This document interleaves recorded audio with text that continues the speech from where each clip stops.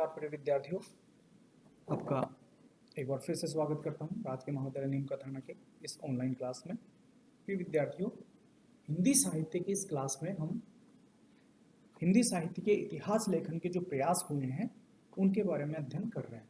और ये जो क्लास है ये समान रूप से उपयोगी है बीए प्रथम वर्ष से लेकर एमए उत्तरार्ध तक की कक्षाओं में।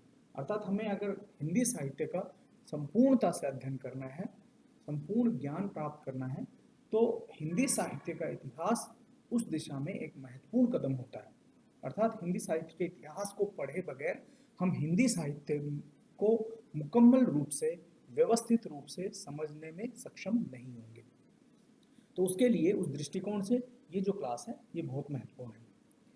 प्रिय विद्यार्थियों, इससे जो पहले की जो क्लास हुई है उसमें हमने हिंदी साहित्य के इतिहास में काल निर्धारण और उन कालों का हमने एक विशिष्ट नामकरण जो हुआ है उसके बारे में अध्ययन करना शुरू किया था।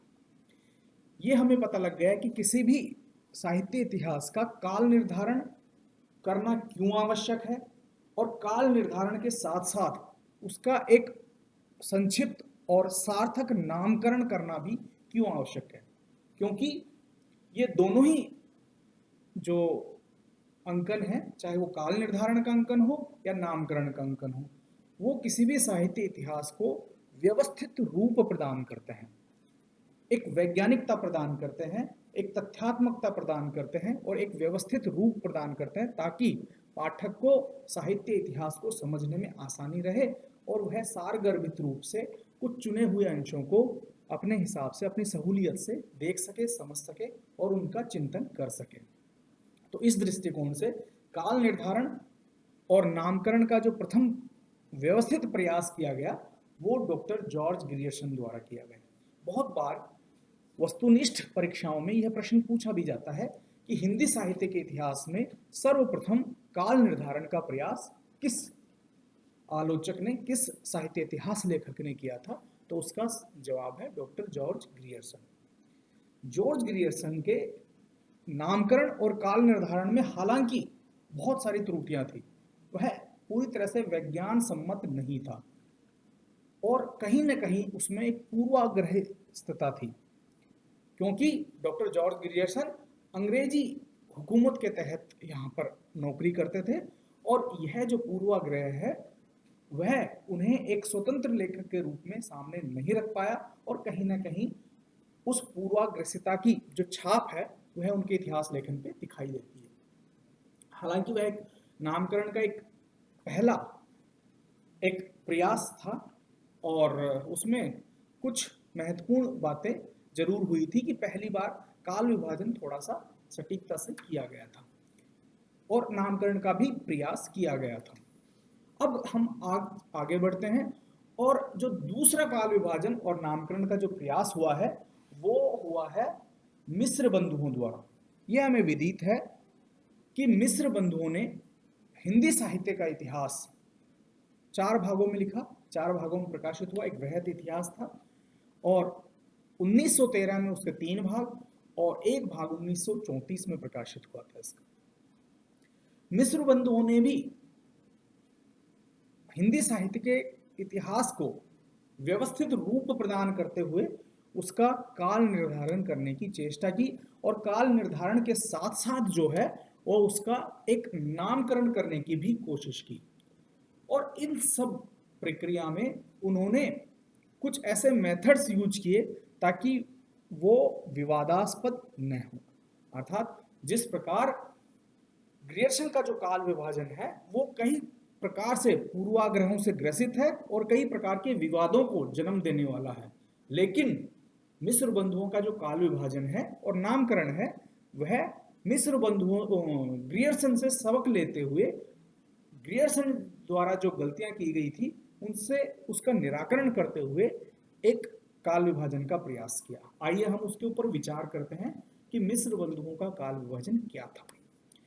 जैसा कि आप बोर्ड पे देख पा रहे हैं, मिस्र बंधुओं ने अपना जो काल विभाजन और नामकरण का प्रयास किया वो इस तरह से किया है। इन्होंने सबसे पहले जो इतिहास ग्रंथ था अपना उसको 5 खंडों में विभक्त कर दिया।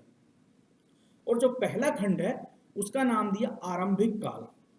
अब आरंभिक काल को भी उन्होंने पूर्व प्रारंभिक काल और उत्तर आरंभिक काल के नाम से 2 भागों में बांट दिया।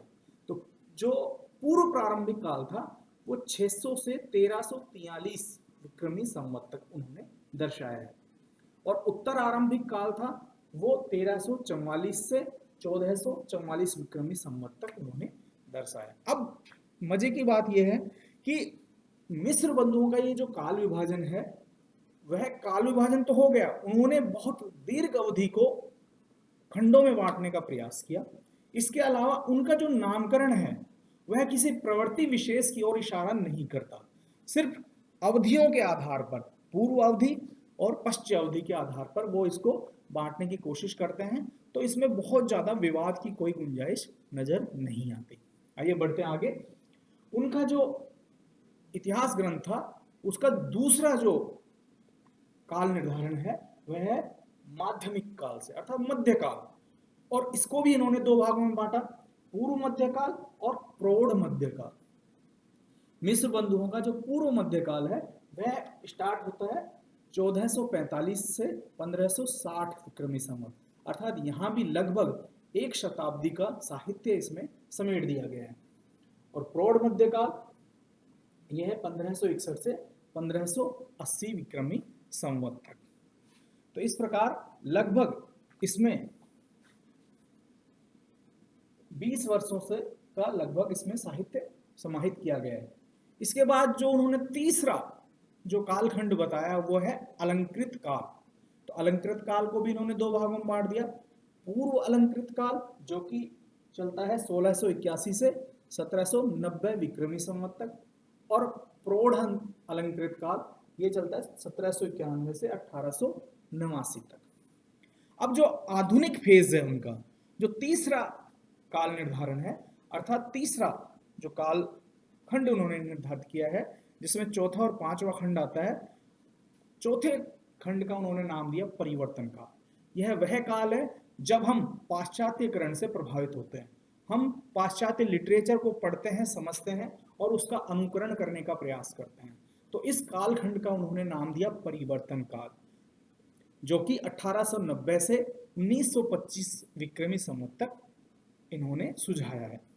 और इसके बाद का जो कालखंड था जिसमें जो साहित्य सृजित हुआ उसका इन्होंने नाम दिया वर्तमान काल, जो कि 1926 से विक्रमी संवत 1926 से जारी रहकर अब तक इन्होंने समाहित कर लिया। यानी जिस समय जिस अवधि तक इन्होंने साहित्य लेखन का कार्य किया, इतिहास लेखन का कार्य किया, वह इसमें समाहित हो जाता है। अब प्रश्न ये आता है कि मिस्र बंधुओं का काल विभाजन कितना सटीक है और नामकरण कितना सार्थक है। अब काल विभाजन हमने देख लिया कि इन्होंने लगभग शुरुआती खंड में बहुत ज्यादा अवधि के काल साहित्य को समाहित करने का प्रयास किया और बीच में लगभग शताब्दी वर्ष का जो साहित्य सृजन हुआ है उसको उस दायरे में लाने की कोशिश की। इसके अलावा ये बहुत ज्यादा विवादास्पद नहीं हुए क्योंकि इनका जो नामकरण था वह किसी प्रवृत्ति का द्योतक नहीं है, पहली बात। दूसरा, वह सिर्फ आरंभिक, मध्यम, प्रौढ़ या उत्तर इस प्रकार से सिर्फ समयावधि का सूचक नहीं है, किसी प्रवृत्ति विशेष या साहित्य के तात्विक विशेषता को इंडिकेट नहीं करता।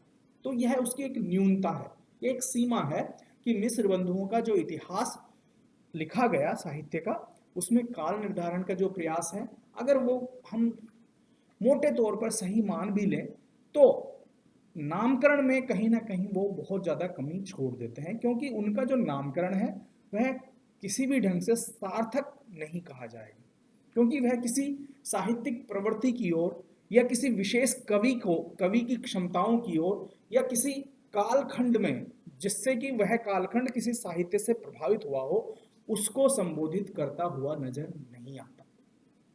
वह एक सामान्य नाम है जो बस काल को तो अपने अंदर समाहित किए हुए है, लेकिन साहित्य की जो मूल चेतना है उसको कहीं ना कहीं प्रदर्शित करने में असफल सिद्ध हुआ है। फिर भी यह जो प्रयास है वह महत्वपूर्ण इसलिए कहा जाएगा क्योंकि डॉक्टर ग्रियर्सन का जो काल विभाजन और नामकरण है वह पूर्वाग्रह से ग्रसित था। उस पूर्वाग्रह से ग्रसितता से बचने का प्रयास मिस्र बंधुओं ने अपने इतिहास ग्रंथ में किया है, जो कि आगे आने वाले जो साहित्य इतिहास लेखक थे उनके लिए कुछ मात्रा में उपयोगी सिद्ध हुआ। धन्यवाद।